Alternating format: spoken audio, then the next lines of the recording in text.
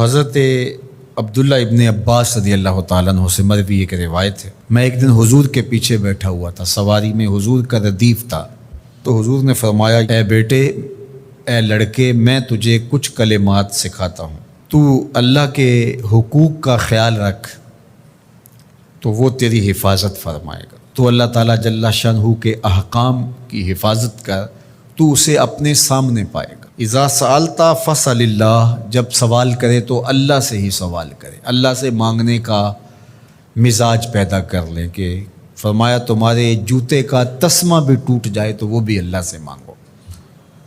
ضرور بازار میں جاؤ دکاندار سے، لیکن حقیقی طلب اللہ سے ہونی چاہیے۔ بات بات پہ اللہ سے سوال کرو، بڑی سے بڑی چیز بھی اس سے مانگو، چھوٹی سے چھوٹی چیز بھی اسی سے طلب کرو۔ ہماری ساری ضرورتوں کا کفیل ہمارا رب، ہمارا مالک ہے۔ تو دوسری نصیحت یہ کی کہ جب تو استعانت طلب کرے، مدد طلب کرے تو اللہ سے ہی استعانت طلب کرے۔ وعلم، اور جان کہ اگر ساری امت، سارے لوگ، پوری قوم جمع ہو کے تمہیں فائدہ پہنچانے کی کوشش میں لگ جائیں تو تمہیں وہی فائدہ پہنچا سکتے ہیں جو تیرے لیے تیرے رب نے لکھا ہے۔ اور فرمایا وَإِنِ اجْتَمَعُوا عَلَىٰ أَن يَضُرُّوكَ بِشَيْءٍ، اور اگر تمہیں نقصان پہنچانے کے درپے ہو جائیں، لَمْ يَضُرُّوكَ إِلَّا بِشَيْءٍ قَدْ كَتَبَهُ اللَّهُ عَلَيْكَ، تو تجھے صرف وہی نقصان پہنچا سکتے ہیں جو اللہ نے تیرے لیے لکھا ہے۔ سارا زمانہ بھی مخالف ہو جائے، تیرا کچھ نہیں بگاڑ سکتا۔ ہاں، تیرے مقدر میں اگر کوئی چیز، کوئی بگاڑ لکھا ہے تو وہ ہوگا، اس کا ذریعہ وہ بن جائیں گے۔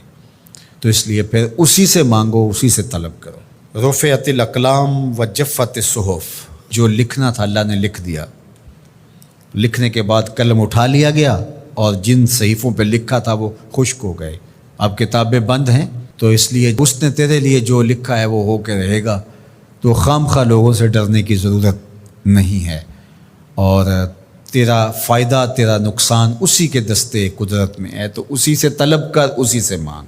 اور فرمایا تو اللہ تعالیٰ جل شانہ کو رخاء میں، خوشحالی میں یاد کر، یعرفک فی الشدہ، وہ تجھے مشکل میں پہچانے گا۔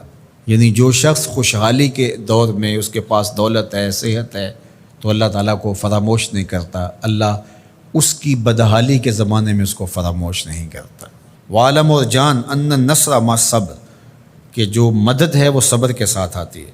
وان الفرج مع الکرب، اور کشادگی جو ہے وہ مشکل کے ساتھ آتی ہے۔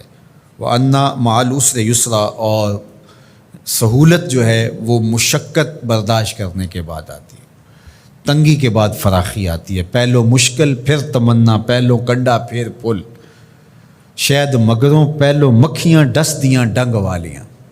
تو یہ سب ہوتا ہے، مشکلات، تکلیفیں، آلام، مصائب، ان سب سے گزر کر کے آسانیاں آتی ہیں۔ خود حضور کی زندگی دیکھ لیجئے، مدنی زندگی مکی زندگی کے گزرنے کے بعد، طائف کے مراحل کو طے کرنے کے بعد آتی۔